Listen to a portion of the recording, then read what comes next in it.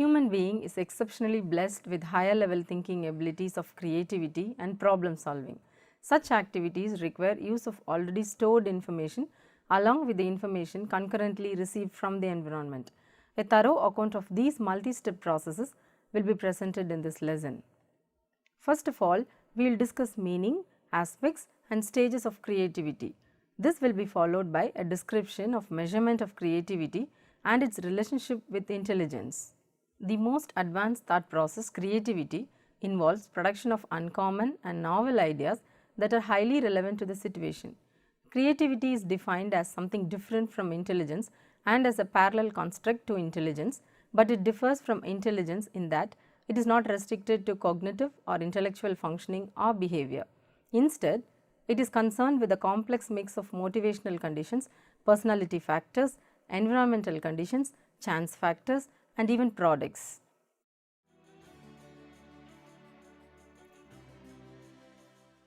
Creativity is the goal-directed thinking which is unusual, novel and useful. Many of such creative thinking become so important that they influence the whole human civilization and are called as historical creativity. The Mona Lisa, the laws of thermodynamics, the laws of motion, the theory of relativity are some of the ideas that were never thought before and changed the human civilization altogether in a great way in their respective spheres of life. Although we can accept its existence and importance, it has been a highly difficult task for the researchers to define creativity.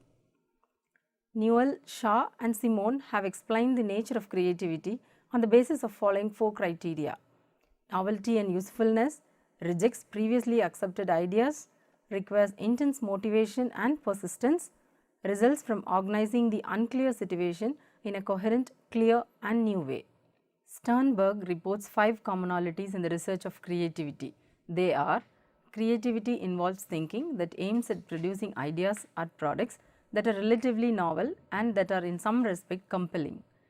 Creativity has some domain specific and domain general elements in the sense that it needs some specific knowledge, but there are certain elements of creativity that cut across different domains. Creativity is measurable at least to some extent. Creativity can be developed and promoted. Creativity is not highly rewarded in practice as it is supposed to be in theory. The process of creativity is thought to have 4 characteristics. It is imaginative, involving imagination, since it is the process of generating something original. It is purposeful, that is, creativity is imagination put into action towards an end. It produces something original in relation to one's own previous work, to their peer group, or to anyone's previous output in a particular field. It has value in respect to the objective it was applied for. Creativity involves not only the generation of ideas, but also evaluation of them and deciding which one is the most adequate one. Bigetto and Kaufman conceptualize creativity in 3 different ways. They define creativity as novel and personally meaningful interpretation of experiences, actions and events. However, the novelty and meaningfulness of these interpretations need not require to be original or even meaningful to others.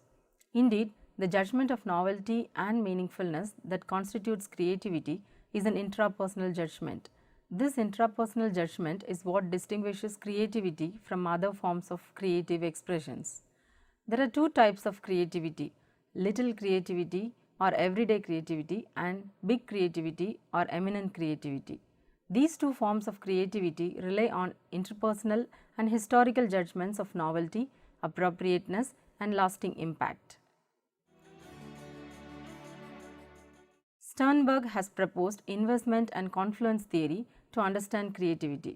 According to the investment theory, creativity requires a confluence of 6 distinct but interrelated resources, that is, intellectual abilities, knowledge, styles of thinking, personality, motivation and environment. Although levels of these resources are sources of individual differences, often the decision to use a resource is a more important source of individual differences. 3 intellectual skills are particularly important: the synthetic skill to see problems in new ways and to escape the bounds of conventional thinking, the analytical skill to recognize which of one's ideas are worth pursuing and which are not, the practical contextual skill to know how to persuade others or to sell other people on the value of one's ideas. The confluence of these three skills is also important. Analytic skills used in the absence of the other two skills results in powerful, critical but not creative thinking. Synthetic skill used in the absence of the other two skills results in new ideas that are not subjected to the scrutiny required to improve them and make them work. Practical contextual skill in the absence of the other two skills may result in societal acceptance of ideas not because the ideas are good but rather because the ideas have been well and powerfully presented. On the one hand, one needs to know enough about a field to move it forward. On the other hand, knowledge about a field can result in a closed and entrenched perspective, resulting in a person's not moving beyond the way in which he or she has seen problems in the past. Knowledge thus can help or it can hinder creativity. Thinking styles are preferred ways of using one's skills. In essence, they are decisions about how to deploy the skills available to a person. With regard to thinking styles, a legislative style is particularly important for creativity, that is, a preference for thinking and decision to think in new ways. This preference needs to be distinguished from the ability to think creatively. Someone may like to think along new lines but not think well, or vice versa.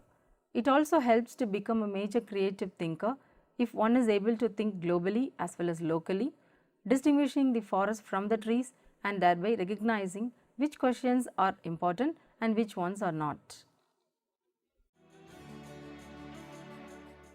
Numerous research investigations have supported the importance of certain personality attributes for creative functioning. These attributes include, but are not limited to, willingness to overcome obstacles, willingness to take sensible risks, willingness to tolerate ambiguity, and self-efficacy.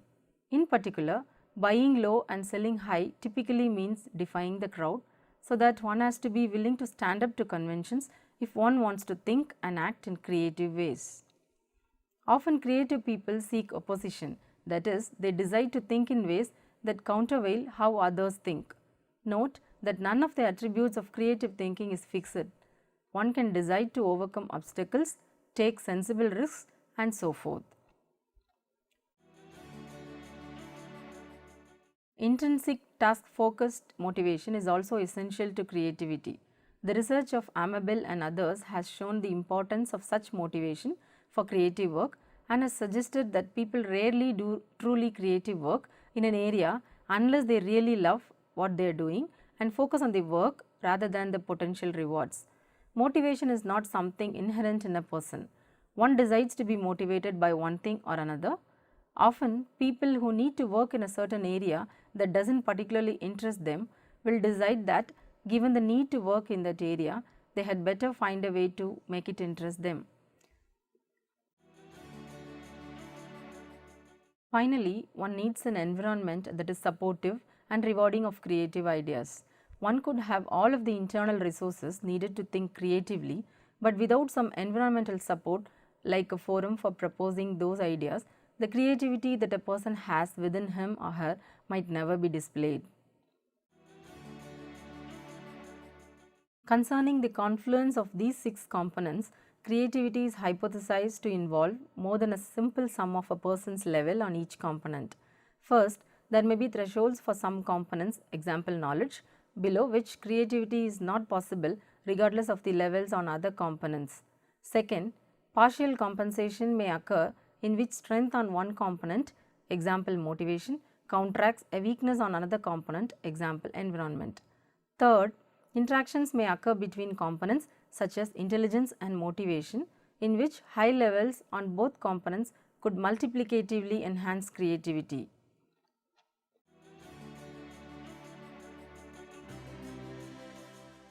Guilford considered creative thinking as involving divergent thinking, which emphasizes fluency, flexibility, originality, and elaboration.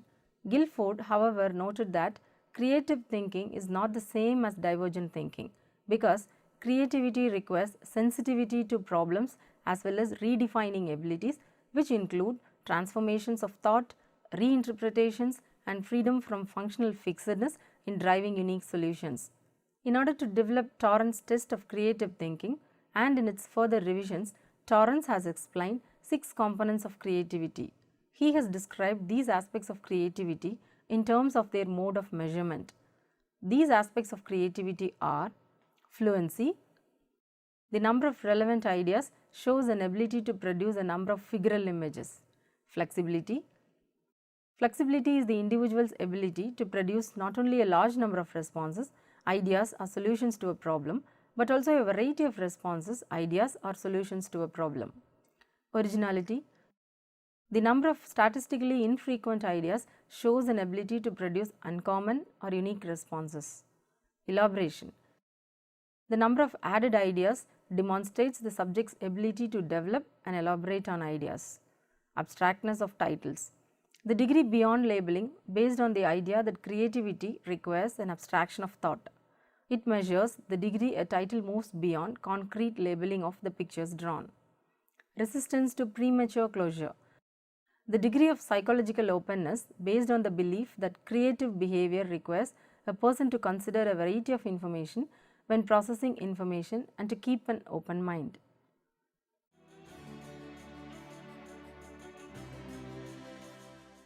The history of research on stages of creativity began with Graham Wallas, who suggested that creative thinking follows 4 successive steps. They are: stage of preparation.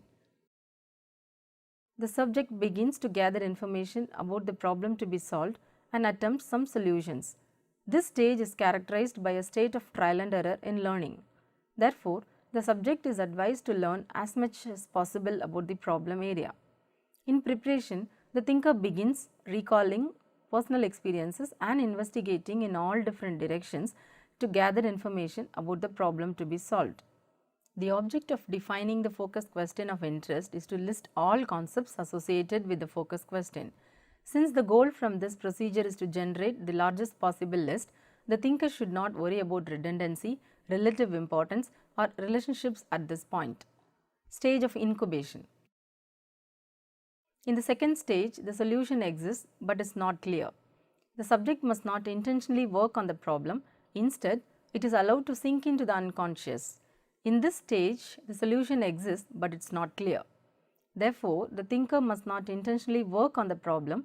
Instead, he or she should be allowed to sink into the unconscious, and the thinker is advised to relax and reflect on his or her question, which might lead him or her to modification of the focus question. Stage of illumination.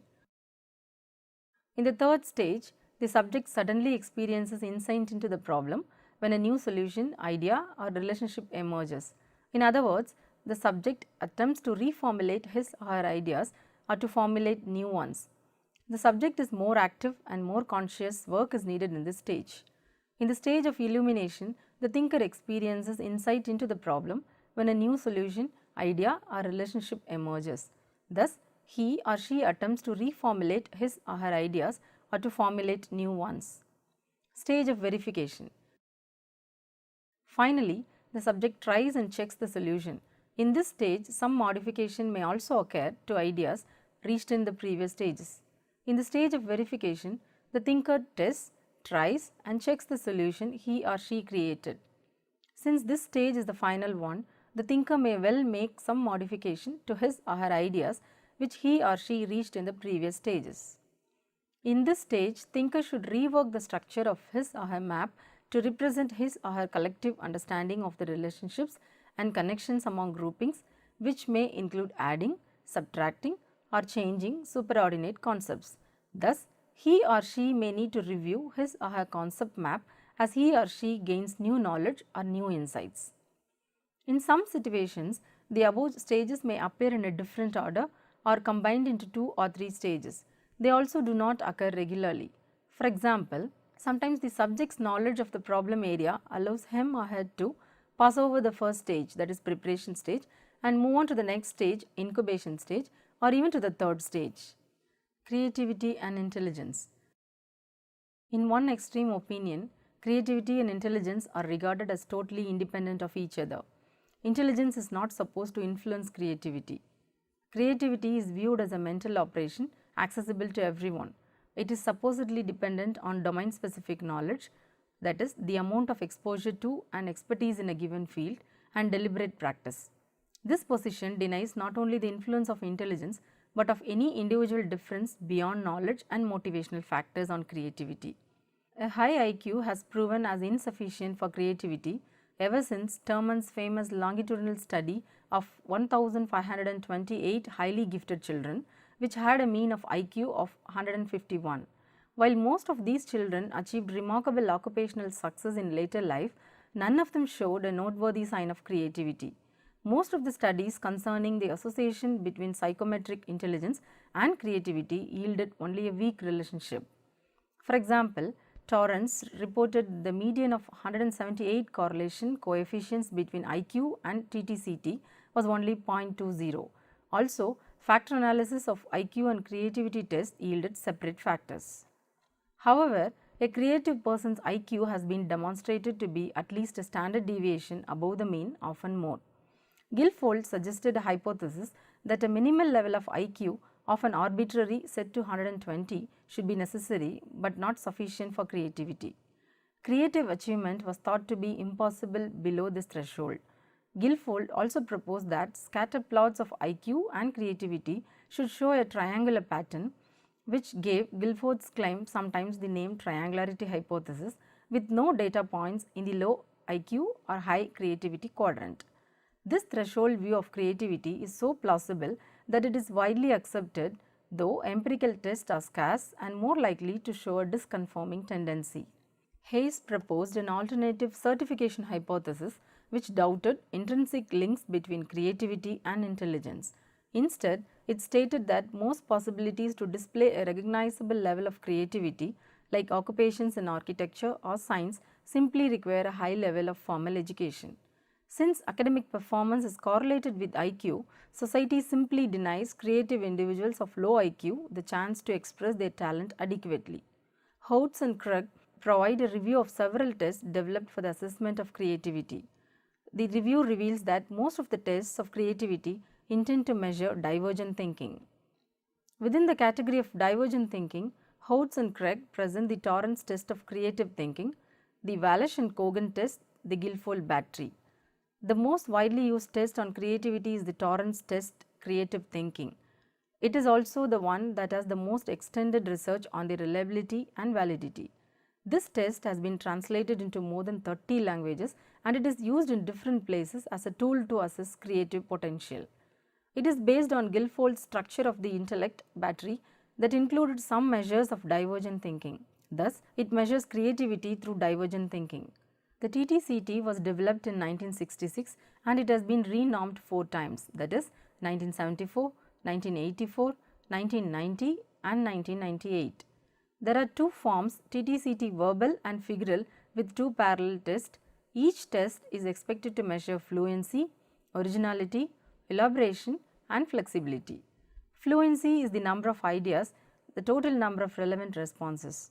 Originality refers to the rarity of ideas, the number of statistically infrequent ideas. The score is 0 if the idea is common and 1 if it is unique. Elaboration is the number of added ideas. Flexibility is the number of categories of the relevant responses. In 1990, Torrance deleted the flexibility scale since it correlated highly with fluency and added 2 measures of creative potential, that is, abstractness of titles and resistance to premature closure. While abstractness of title refers to the degree a title moves beyond concrete labeling of pictures drawn, resistance to premature closure pertains to measure the degree of psychological openness. The test can be administered in 30 minutes, but the process of scoring requires some training and specific country norms. The 1998 manual provides norms for the United States and includes both grade-related and age-related norms. Thus, there is some country specificity in the measurement of creativity. Kim reported some normative measures in other countries too. These norms have usually been developed for research activities.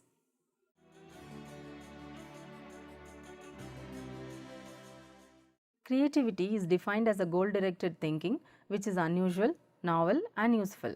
Such a thought process rejects the previously accepted ideas and organizes the unclear situation in new and coherent way. Investment theory states that creativity requires a confluence of 6 distinct but interrelated resources: intellectual abilities, knowledge, styles of thinking, personality, motivation, and environment. Divergent thinking is thought to be a central component in any type of creative thinking. Other aspects of creative thinking are fluency, flexibility, originality, elaboration, abstraction, and resistance to premature closure. Creativity follows a four-step process consisting of preparation, incubation, illumination, and verification. Although creativity requires a minimum IQ of 120, but beyond that level, relationship between intelligence and creativity is either not clear or is very weak. Most of the tests of creativity intend to measure divergent thinking. Such a widely used test is TTCT, which includes both verbal and figural items.